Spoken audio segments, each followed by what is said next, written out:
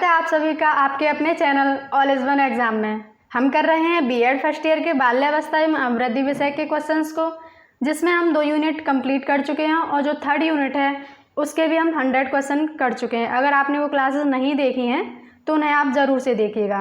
तो आज की क्लास हम स्टार्ट करते हैं। आइए पहला क्वेश्चन देखिए। आपका पहला क्वेश्चन है, बच्चों में आधारहीन आत्मचेतना किस अवस्था में पाई जाती है? ऑप्शन ए है किशोरावस्था में, ऑप्शन बी है बाल्यावस्था में, ऑप्शन सी है शैशवावस्था में, ऑप्शन डी है उपयुक्त सभी में। आंसर रहेगा ऑप्शन ए किशोरावस्था में। नेक्स्ट क्वेश्चन है आपका, मनुष्य एक जैविक और मानसिक प्राणी होने के साथ एक सामाजिक प्राणी भी होता है। यह उल्लेख किस बुक में किया गया है? ऑप्शन ए है द कॉन्फ्लिक्ट ऑफ सोसाइटी में, बी है the functions of social conflict में, ऑप्शन सी है चाइल्डहुड एंड सोसाइटी में, ऑप्शन डी है इनमें से कोई नहीं। बताइए, आंसर करिए।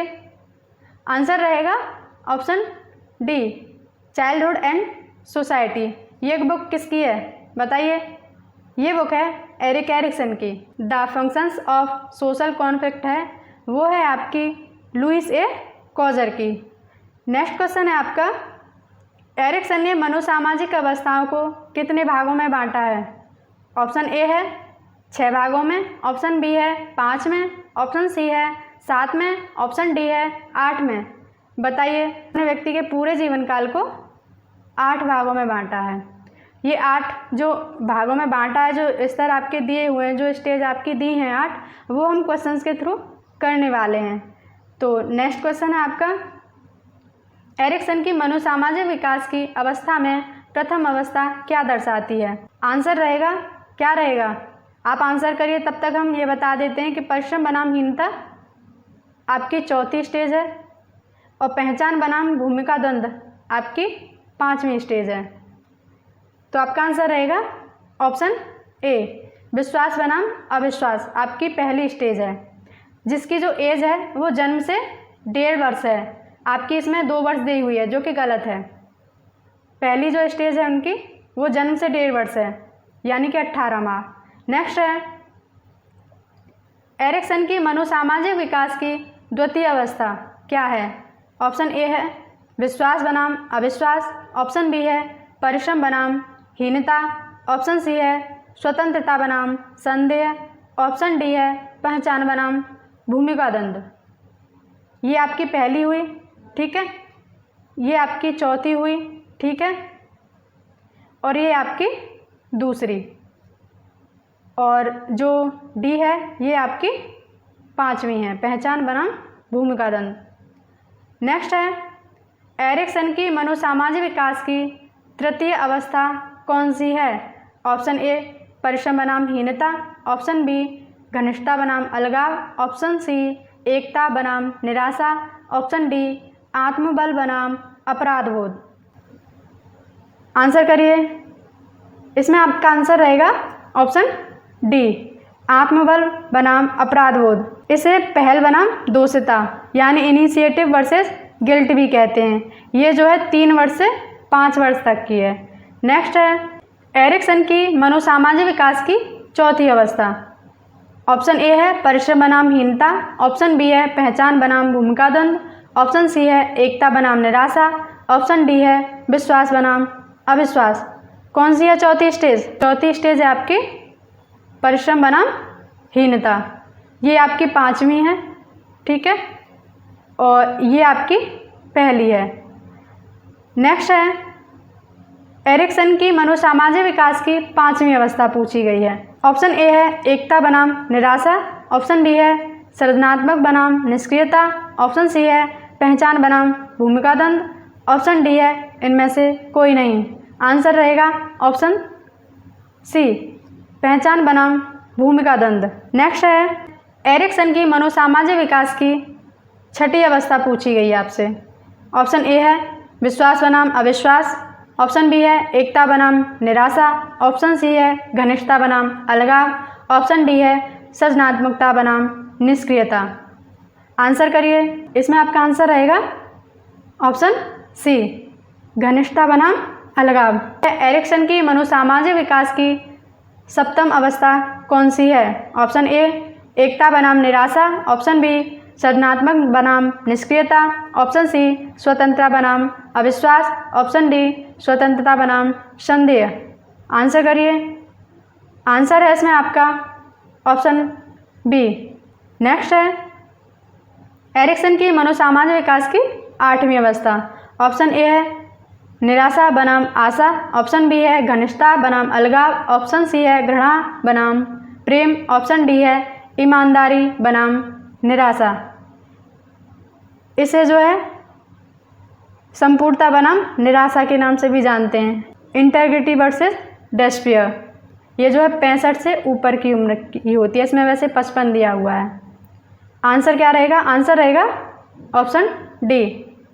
नेक्स्ट है मनोसामाजिक अवस्था की विशेषताएं हैं। ऑप्शन ए मनोसामाजिक संकट, ऑप्शन बी कर्मकांड अनुसरण, ऑप्शन सी अंतर्द्वंद, ऑप्शन डी उपयुक्त सभी। आंसर करिए।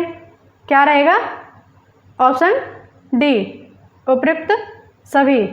नेक्स्ट है 3R की संज्ञा किसे दी जाती है? ऑप्शन ए कर्मकांड को, ऑप्शन बी कर्मकांडवाद को, ऑप्शन सी कर्मकांडवादी को, ऑप्शन डी उपयुक्त सभी को। इसमें भी आपका आंसर रहेगा ऑप्शन डी। नेक्स्ट है समाज में प्रचलित परंपरा तथा निर्धारित मापदंड क्या कहलाते हैं? रीतियाँ, ऑप्शन बी कर्मकांड, ऑप्शन सी अनुकूलन, ऑप्शन डी इनमें से कोई नहीं। इसमें आपका आंसर रहेगा ऑप्शन बी। नेक्स्ट है किस सिद्धांत ने सामवेगिक स्वास्थ्य पर बल दिया है? ऑप्शन ए है मनोसामाजिक सिद्धांत, ऑप्शन बी है मौलिक सिद्धांत, ऑप्शन सी है नैतिक सिद्धांत, ऑप्शन डी है सांस्कृतिक सिद्धांत। आंसर करिए। आंसर क्या रहेगा? मनोसामाजिक सिद्धांत ने सामवेगिक स्वास्थ्य पर बल दिया है। नेक्स्ट है सामाजिक सांस्कृतिक सिद्धांत के प्रतिपादक कौन हैं? आपसे सोशियो कल्चरल थ्योरी के प्रतिपादक पूछे गए हैं। ठीक है। ऑप्शन है एरिक एरिक्सन, ऑप्शन बी है वाइगोत्स्की, ऑप्शन सी है सिगमंड फ्रॉइड, ऑप्शन डी है साइमन बिनेट। आंसर करिए।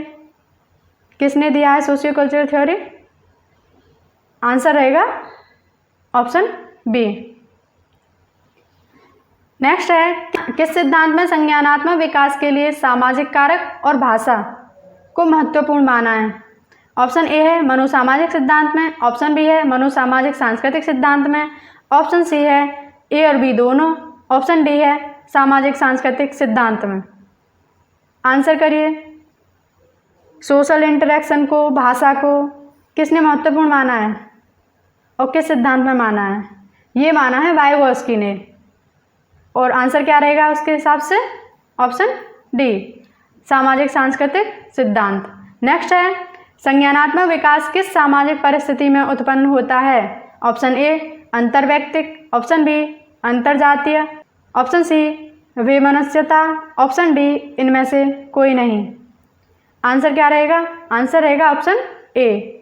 नेक्स्ट है उस स्तर को क्या कहते हैं जब बच्चे बिना किसी की मदद लिए अपना कार्य स्वयं कर सकते हैं? क्या कहलाता है वो स्तर? आंसर रहेगा ऑप्शन बी। इसे कहेंगे एक्चुअल डेवलपमेंट, जिसमें बच्चा अपने आप से कार्य कर पाता है। नेक्स्ट है जब बच्चा किसी योग्य व्यक्ति की सहायता द्वारा कार्य करता है तो यह कौन सा स्तर कहलाता है? उसे कहते हैं स्कैफोल्डिंग, यानी सहयोग विकास स्तर। आंसर रहेगा सी। नेक्स्ट है सामाजिक सांस्कृतिक सिद्धांत में ZPD का पूरा नाम। तो बताइए ZPD का पूरा नाम क्या है? आंसर करिए। आंसर क्या रहेगा? आंसर रहेगा जोन ऑफ प्रॉक्सिमल डेवलपमेंट। ये इसका पूरा नाम है। इसे हिंदी में समीपस्थ विकास का क्षेत्र भी कहते हैं और संभाव्य विकास का क्षेत्र भी कहते हैं और निकट विकास का क्षेत्र भी कहते हैं। नेक्स्ट क्वेश्चन है आपका वाइगोत्स्की के सिद्धांत का शैक्षिक निहितार्थ क्या है? ऑप्शन ए है शैक्षिक एवं संज्ञानात्मक विकास, ऑप्शन बी है विशिष्ट कौशलों का विकास, ऑप्शन सी है साक्षरता क्रियाओं का विकास, ऑप्शन डी है उपयुक्त सभी। क्या निहितार्थ है? आंसर करिए। आंसर है डी। नेक्स्ट है, वायोगोस्की ने संज्ञानात्मक विकास में बच्चों के लिए किसे महत्वपूर्ण साधन बताया है? बताइए, भाषा को या चिंतन को या भाषा और चिंतन दोनों को या व्यवहार को? आंसर करिए। वायोगोस्की ने भाषा को भी बहुत महत्व दिया है और उसके विचार को भी, बच्चे के विचार को भी, उसके चिंतन को भी बहुत महत्व दिया है। उन्होंने एक टूल की तरह उसे प्रयोग किया है, भाषा को और चिंतन को। नेक्स्ट है, वायोगोस्की ने अपने सिद्धांत में सहयोग प्राप्त किया। किसका सहयोग प्राप्त किया है? अलेक्जेंडर लुरिया का, ऑप्शन बी एलेक्सी का, या दोनों का, या फिर इनमें से किसी का नहीं? आंसर रहेगा ऑप्शन सी, अलेक्जेंडर लुरिया ने भी उनकी हेल्प की और एलेक्सी ने भी। नेक्स्ट है, जीन पियाजे का जन्म कब हुआ? आंसर करिए। कब हुआ है जीन पियाजे का जन्म? ये हुआ है 1896 में। और 1896 में और किसका जन्म हुआ है? वो हुआ है वायोगोस्की का। वायोगोस्की का जन्म भी 1896 में हुआ है। तो आइए अगले क्वेश्चन पे चलते हैं। अगला है, वायोगोस्की के सामाजिक सांस्कृतिक सिद्धांत के प्रमुख बिंदु। इसमें जो उन्होंने जो टर्म दिए हैं ना, वो पूछे गए हैं कि कौन से हैं। आंसर करिए। इसमें आपका आंसर रहेगा ऑप्शन डी। इन्होंने अपने विकास में जो ZPD और अंतःक्रिया दोनों की बात की है। तो नेक्स्ट क्वेश्चन है आपका, कोहलवर के अनुसार नैतिक विकास के कितने स्तर हैं? ऑप्शन ए है 2, ऑप्शन बी है 3, ऑप्शन सी है 4, ऑप्शन डी है 5। तो कितने लेवल हैं? वो हैं 3। तो आइए उन लेवल को थोड़ा सा देख लेते हैं। आपका पहला लेवल है प्री कॉन्वेंशनल मॉरलिटी, यानी कि पूर्व परंपरागत स्तर। और जो दूसरा लेवल है वो है परंपरागत स्तर। और जो आपका तीसरा लेवल है वो है आपका उत्तर परंपरागत स्तर। प्रत्येक स्तर को इन्होंने 2 भागों में डिवाइड किया है, यानी कि प्रत्येक स्तर की 2 स्टेजेस हैं। ठीक है। जो आपका पहला लेवल, उसे कोई नियम नहीं पता होते हैं। इसमें आपकी पहली स्टेज है पनिशमेंट एंड ओबीडियंस ओरिएंटेशन, यानी कि दंड एवं आज्ञा पालन। इसमें जो बच्चा है वो दंड से बचने के लिए कार्य करता है। इस स्टेज का बच्चा दंड से बचने के लिए कार्य करता है, ना कि वो ये नहीं समझता कि अच्छा है कि बुरा है। जैसे कि जब वो स्कूल जाता है तो वो इसीलिए स्कूल नहीं जाता कि उसे पढ़ना है, वो इसीलिए स्कूल जाता है कि अगर वो घर में रहेगा तो मम्मा डांटेंगी। तो मम्मा चाहती है कि बच्चा स्कूल जाए, इसीलिए वो स्कूल जाता है उनके दंड के भय से। और जो इसी की नेक्स्ट स्टेज है वो है आत्म अभिरुचि और प्रतिफल अभिरुचि। इसे self aptitude and reward aptitude भी कहते हैं। इसमें जो बच्चा कार्य करता है वो रिवॉर्ड पाने के लिए करता है, यानी कि उसे इनाम के लिए काम करता है। यही स्थिति है जो है टिट फॉर टैट वाली। टिट फॉर टैट वाली यही स्थिति, यानी कि तू मेरा कर दे मैं तेरा कर दूंगा। इसी स्टेज में आप बच्चे से कहते हैं ना कि तू मेरा ये वाला काम कर दे, मैं तेरे लिए चॉकलेट लेकर आऊँगा। तो ये वाली वही स्टेज है कि जैसे को तैसा। ये स्टेज जैसे को तैसा वाली है। और जो नेक्स्ट है वो है good boy nice girl orientation, यानी कि अच्छा लड़का अच्छी लड़की। इसमें बच्चा नियम थोड़ा समझने लगता है। और जो बच्चा है इसमें वो अप्रिसिएशन के लिए काम करता है। ठीक है, उसे ये पता होता है कि अगर मैं ये वाला काम करूँगा लोग बोलेंगे कि शाबाश। ठीक है, इसमें शाबाशी पाने के लिए काम करता है बच्चा। और जो नेक्स्ट स्टेज है वो है लॉ एंड ऑर्डर ओरिएंटेशन, यानी कि कानून एवं व्यवस्था उन्मुखता। इसमें जो बच्चा है वो लॉ के डर से काम करता है, यानी नियम के डर से काम करता है। ठीक है, इसमें बच्चा नियम के डर से काम करता है। और जो आपकी नेक्स्ट स्टेज है सोशल कॉन्ट्रैक्ट ओरिएंटेशन, इसमें जो बच्चा है वो सही और गलत तो जानता है, अच्छे से जानता है। तो उसी के आधार पर वो अपने सोशल कॉन्टैक्ट बनाता है, उसे जो अच्छा लगता है उसके साथ कॉन्टैक्ट बनाता है। तो ये हुई सामाजिक समझौते की अवस्था। नेक्स्ट है यूनिवर्सल एथिकल प्रिंसिपल ओरिएंटेशन, यानी कि सार्वभौमिक अवस्था। ये आपकी लास्ट स्टेज है। ठीक है, हमने जो है 6 स्टेज देख ली हैं। ठीक है, अब हम चलते हैं अपने क्वेश्चंस की ओर।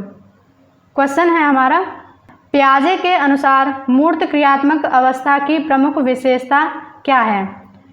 ऑप्शन ए है विकेंद्रण, ऑप्शन बी है अविनाशिता, ऑप्शन सी है समरूपता, ऑप्शन डी है उपयुक्त सभी।